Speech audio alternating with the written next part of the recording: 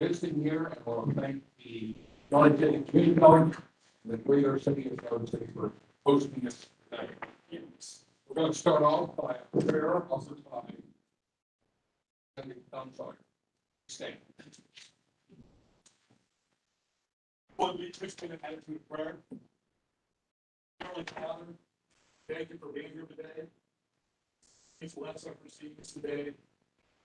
Thank you for making it there safely. Please have the microphones word of the sun. Dear God, please be with the citizens. They speak to us. Please give them, grant them courage, strengthening, tell us what we need to know. Provide us with terrorism, redistricting.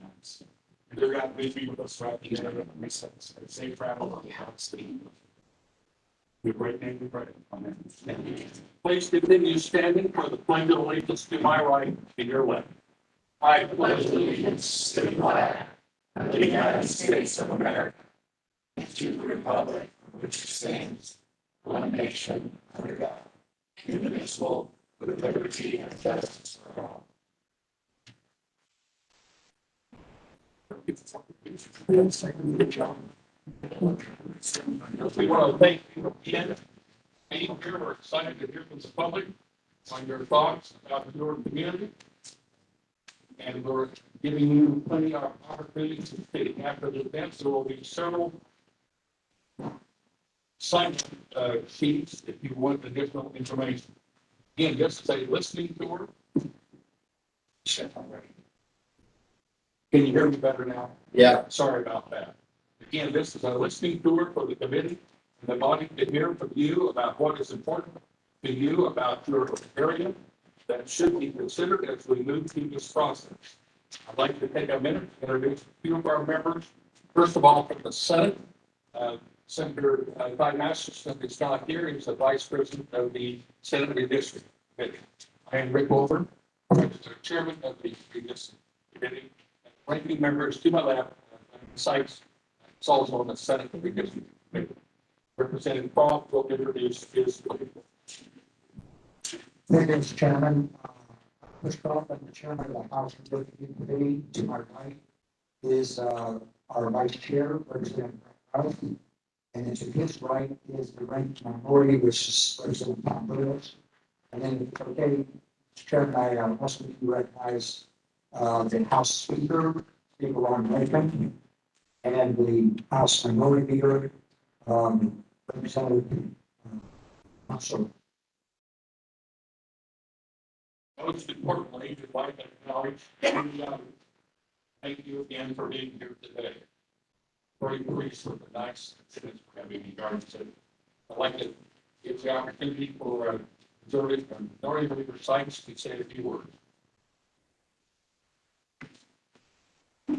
Mr. Chairman, and it's nice to be a part of the city. I will say I'm the daughter of a cattle farmer in Tennessee. We have sent many herds of cattle to you for the many of you.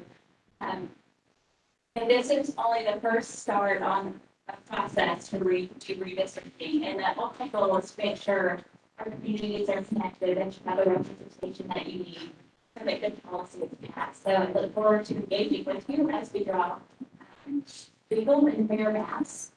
And if we can be of assistance to you, so this is not the last time that we have this conversation. My staff will be today and have contact information. So please feel free to reach out and thank you for being a part of the process. Thank you, Garden City Community College, for hosting us. Thank you, Senator Sykes. Thank you again to those in the audience and committee members who are both online and listening, participating in this process. The listening tour is for us to hear from the public about your community, just one step in the state's redistricting process with a goal, exceptional and unprecedented transparency access. What you have to say is very important to all of us. We ask the state elected officials to provide their comments at a later time, so we can focus on public here today.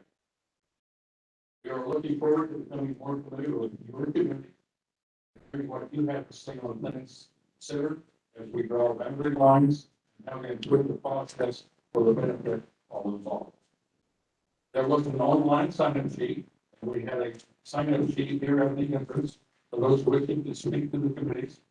If you did not get a chance and you missed signing up, please do so now. We'll give you a few minutes to do that. A speaker is more comfortable speaking in another language. Will be ensure the speaker's thoughts are more accurately portrayed. We encourage the speaker to use that language. We will have comments transcribed and translated following today's meeting and provided to the committee members, legislative body, and the public. We are also used closed captioning here in this room and online. Also, all the recognized in the city, spending time, offer, and person to be here today, County Rodriguez. So if someone needs assistance, let us know. Request. Excuse me, I said we expect spending chamber. This time around, redistricting is a little more challenging because the delay of U.S. Census data. By conducting these listening tours, providing us an opportunity to listen to you, the public, and to the communities. What are the unique aspects? How do it change over the last 10 years? What are the things about your community you should think about? And drawing boundary lines. We welcome comments on ways to improve the overall process as well. This listening tour is just one step, very long process to address the overall process where we are in that process. I will turn the microphone now over to Jordan from the Kansas Legislative Research Department, and he will give us a briefing on the statutory requirements of redistricting. Jordan.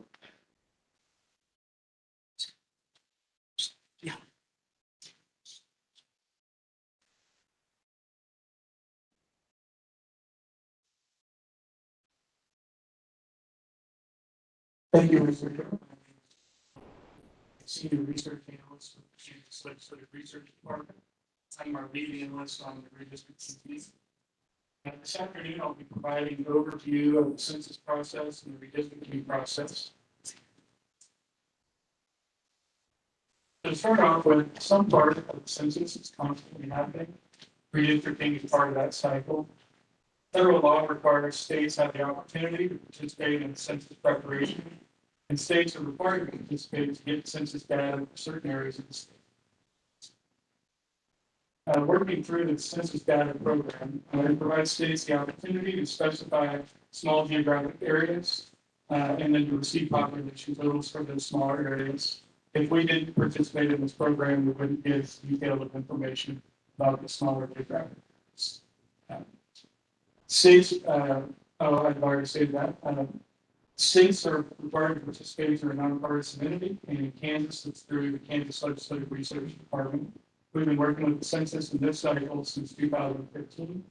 And each cycle for the redistricting program goes in the years ending in 5 and in the next year ending 5 and 19 years. There are 5 phases to this program. Phase 1 is the block boundary suggestion project. Phase 2 is the voting district project. As part of that phase, counties submitted maps to update some of the lines for precincts in their local areas. Phase 3 is delivery of the census data, and that's currently what we're waiting on. As you can see here, we are anticipating legacy files to be delivered on August 12th. Those files take a little bit more manipulation to get to the data, that's why they're considered legacy format. And then the full set of files are a little bit more user-friendly. That'll be delivered by September 30th. Phase 4 is confirmation of congressional and legislative district boundaries. This will be after the process is completed. And then phase 5 is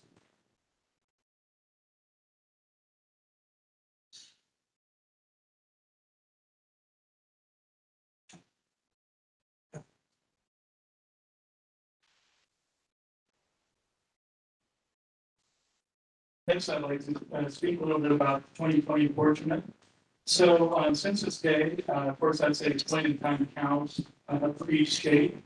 We were delivered the information for just the state population total earlier this year. So you can see a couple slides back, we had a 2020 population of 937,880. That was a gain of 84,760 persons for Kansas. And Kansas did not get any of these congressionals. Next, I'd like to speak a little bit about the adjustment. So from 1988 to 2019, the Constitution and Kansas statute required an adjustment of military personnel college students. This was from the total population that we received from the census. However, in 2019, the legislature passed a concurrent resolution, and it was added to the November ballot and approved by voters. And that change removed the requirement for that adjustment. So now we will be using that 2,937,000 under that cited. Next, I'd like to speak a little bit about the redistricting process. So this is the legislative process. The maps are drawn, then they are turned into bill language, and then those bills are subject to the same process as any other bill. It goes through committee hearings, testimonies received on these maps in their bill form, and then they're also subject to amendments. The legislature proposes, votes on, and approves congressional, Kansas House, Kansas Senate, and Kansas Board of Education district maps. Just like any other bill, the governor will then either sign, veto, or allow the bill to become law without signature. And then the Supreme Court must review and approve the state maps. Here's a little bit more information about the steps required after maps are approved by the House and Senate. So these bills are published in the register upon passage. And then the Attorney General is required to petition the court to determine validity within a certain time period after those bills are published. And then the Supreme Court then is 30 days from filing to enter judgment. And if the maps are considered valid by the Supreme Court, the process is complete until the next cycle. If the maps are invalid, they must be redrawn by the legislature. I've listed here some of the steps about what would have to occur. And basically the process will repeat until the court determines the map submitted.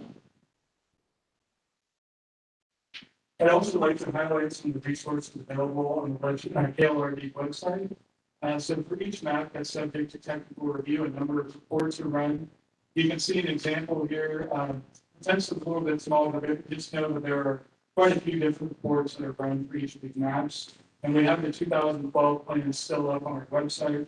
So if you're curious about the types of reports that are run, you can go back and look to see what sort of information is available. And as I noted, it's available on the KLRD website, which I've listed. Finally, I'd just like to finish off with some of our contact information. So we have an office in the State House. We have a phone number you can call with questions. And then you're also able to email redistricting staff at redistricting@klrd.ks. Was it terribly that concludes my presentation? Thank you, Tori. Folks, I'll try to hold this microphone. Hope you hear me. It is now time to receive public comment on your communities. Things you would like to consider in regard to the district's boundaries and ways to improve the process. Some of you have previously signed out and sent in more lengthy public comments as of yesterday. Those documents are in the inbox for each of the committee members and are posted online the legislative webpage for the redistricting committee, kansaslegislature.org. Anyone wants to provide public comment later, please send comments to redistricting@klrd.kansas.gov. Or if you can visit the website. There is no call update for public comments to send in the comments. The legislative website does not provide instructions. Does provide instructions for providing your comments, and we ask that you do follow those instructions. We are going to allocate 5 minutes per presenter. Vice Chair Brad Rao will maintain the timer and will indicate with the card your time. The Vice Chair will start with 1 minute, 30 seconds, when your time will expire. When your time has expired, you will hold up that card. We ask that you honor that card and end your comments. After a brief reminder, we have received several comments in addition to this. So we will now start with the first operator. One I have on my end is Martha Ferrer, the Kansas House. Welcome to the hearing. Good afternoon, everyone. Can everyone hear me?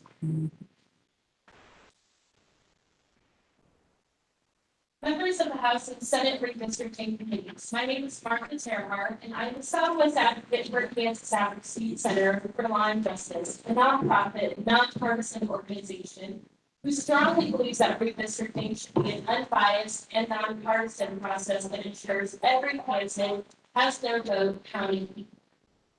Southwest Kansas is a diverse community, full of people with diverse backgrounds and demographics. Equal representation for communities of color matters. We need to work together to ensure that every community is being represented. In our work in Southwest Kansas to encourage census participation, immigrant communities were sometimes left out and left behind.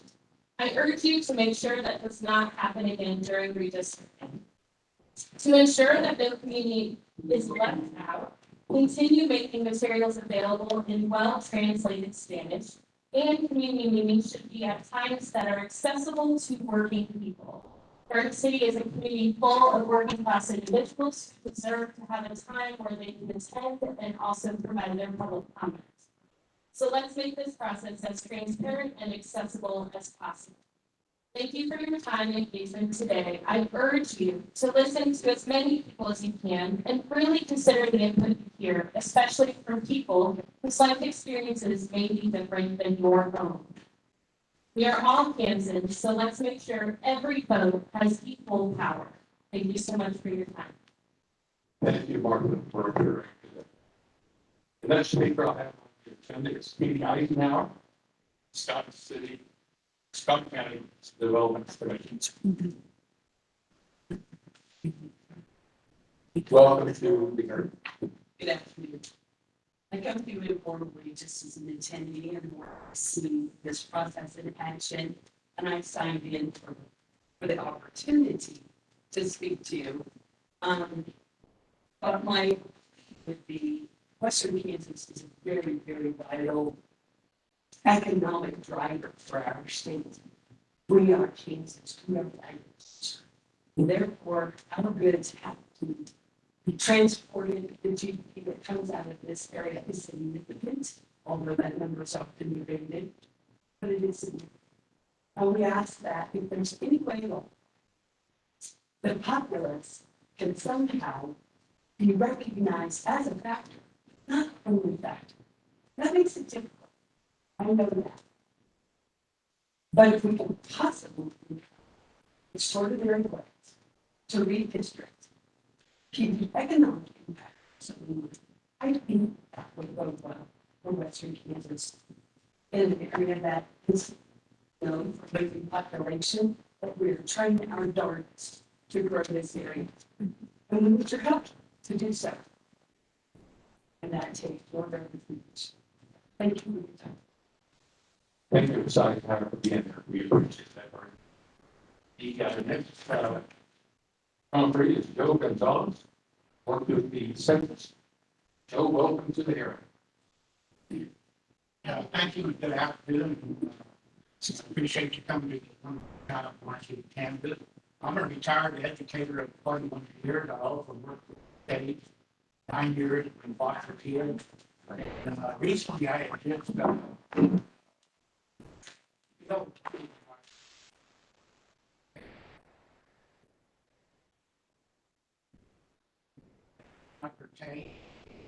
I had got a call here. I had worked for I to and supposedly it got cut short by our then President Trump. But I had got a call a few weeks ago saying if I wanted to work part-time, that they were needing some more sensitive help. There was some enumerators going around knocking on doors. So I didn't know if this was going to encourage or enable us to get maybe there were some people that weren't counted, and I was just curious if anyone would know if there would be any money lost. Maybe we didn't get the right count. I know we have to track down. Also, as president of the BULAC organization, it's trying to work organization pay here in Orange City County, what scholarship and work is having students of all colleges. And they're also, okay, okay, so a lot of students that have this work that grew up here, they're moving out to Eastern Canada or somewhere else, they feel Southwest Canada, we're not getting grants, we're not getting certain distribution of maybe food or things that are needed here in South Canada. We're kind of regarded as being out here where you moved out of Canada. It's out of mind, but this is just some questions, inquiries that I'm asking that might help situations that might happen later, especially with the census. Thank you for coming here.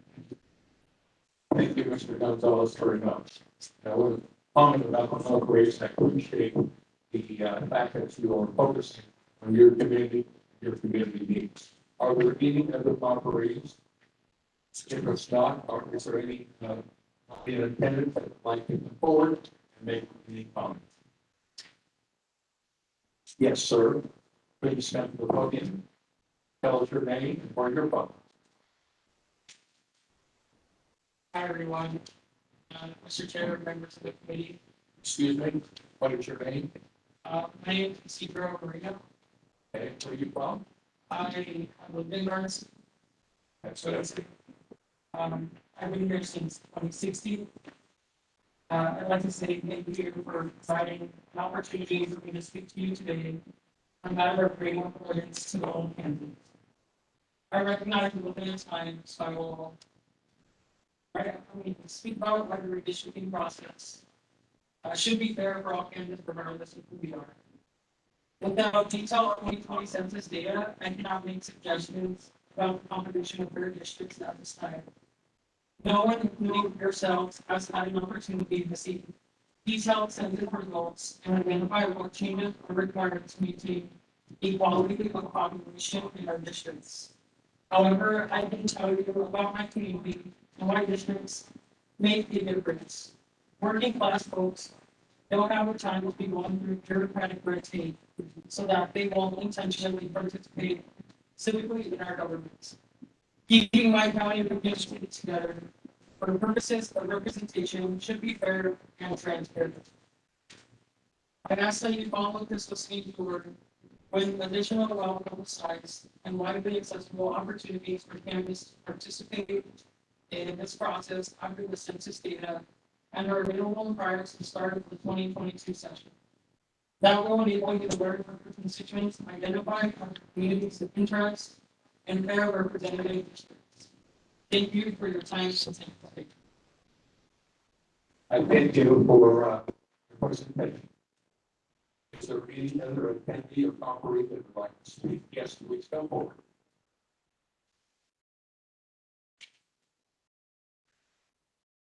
Would you give us your name, please? My name's Sandy Knight. I live in Coffeyville, Kansas, and so I'm in Montgomery County. So I'm traveling through with my family on vacation, so a little out of my neck of the woods. But I figured since we went to Boot Hill earlier and saw the museum, we were right on the way. We just come to visit for a minute, just kind of learn the process. I am a pastor in our area as well. You know, Montgomery County is one of the top counties in the whole state of Kansas that is losing population. But I would say at the same time, we have some passionate people. Really do, as many counties do. I know we're on. And I don't even, to be honest with you, I don't even know all the ins and outs of what you all will do. But I just want to say, as a pastor and as a proud Republican, I'm privileged to be the chairman, a new chairman of our county of Republicans. I would just encourage you that you give our accountant a good hearing and a good look as a member of both Democrats and Republicans.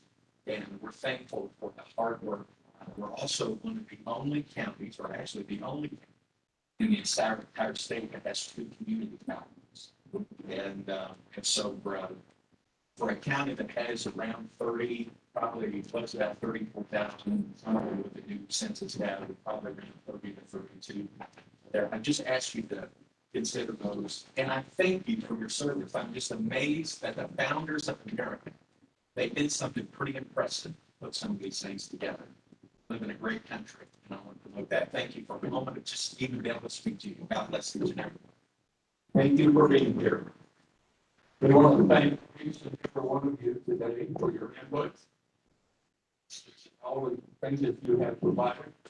Our goal to achieve exceptional transparency and public access. This was the fifth stop, the 14th stop listening tour. Now we'll be going to college and college news, Woodland Park, Kansas City, Leavenworth, and Lawrence. This tour is not the only time for input. We are working to do all of this to be officially after the tour before the next session begins January 2022. We return to the session. We will be hearing more opportunities to provide testimony. We wanted to get out now and hear about the communities, how they've changed, and how they are respected, which we haven't been hearing from. If you think of something that was not addressed today, ask you as a minimum, provide comments by mail to district.ard.as.gov or through the website through kansaslegislativeresearch.org. Thank you again, Garden City. Thank you, Garden City Community Health. This opportunity and this facility for us. Colleagues and committee members for being here. All the ones that are online who are participating. This will be the end of this session. We'll be hearing from you again. We are adjourned. Thank you very much.